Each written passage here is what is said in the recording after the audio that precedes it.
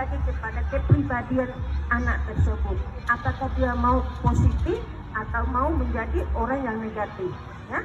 Jadi kalau mau benar-benar menjadi orang yang bermanfaat dan bertakwa kepada Allah, harus betul-betul memahami, membiasakan diri isi daripada Al-Quran. Kita sebagai umat Islam, ya, khususnya umat Islam, sering membaca Al-Quran, sering berzikir, kemudian bersalawat, kemudian membiasakan hal-hal yang positif di dalam kehidupan.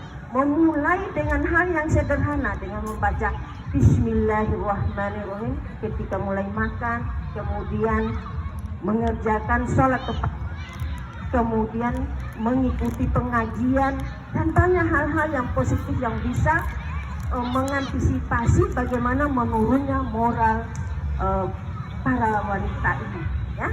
Itu harapan saya.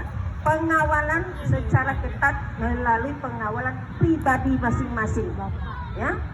Pengawalan ketat kepada pribadi masing-masing, dan kemudian pengawalan kedua orang tuanya, pengawalan dari lingkungan masyarakatnya, lingkungan keluarganya, dan lingkungan sekitarnya. Dan ada etik-etik atau etika yang harus dia taati, ya, taati, yaitu etika budaya. Walaupun tidak tertulis, budaya sirina pance, ya kan? Nah, itu harus diperhatikan. Malu berbuat salah, malu. Jangan bangga dengan ketelanjanganmu, malu. Itu adalah kembali ke jahiliyah, bukan modern, tetapi itu adalah jahiliyah, bukan modern. Orang yang membiasakan diri melakukan hal yang negatif itu orang jahiliyah, bukan orang yang modern. Orang yang modern adalah orang yang sekarang marak itu penghafalan Al-Quran, ya, musabakawati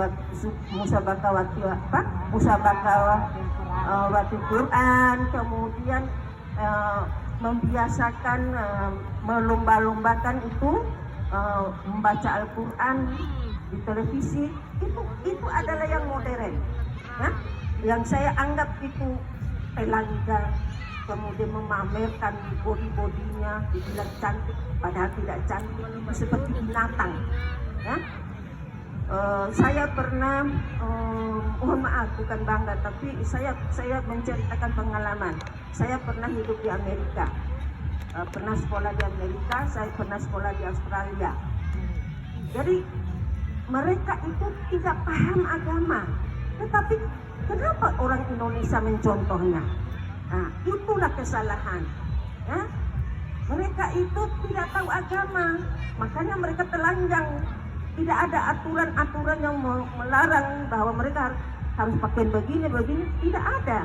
Tetapi kita orang Indonesia mempunyai aturan, yaitu kalau secara umum itu adalah Pancasila, tapi secara khusus adalah Al-Quran dan hadis. Itu harus ditaati. Tidak boleh kita melanggar itu. Kalau kita melanggar, akibatnya adalah janji Allah adalah akan menjadi penghuni neraka. Sekian dari saya. Assalamualaikum warahmatullahi wabarakatuh.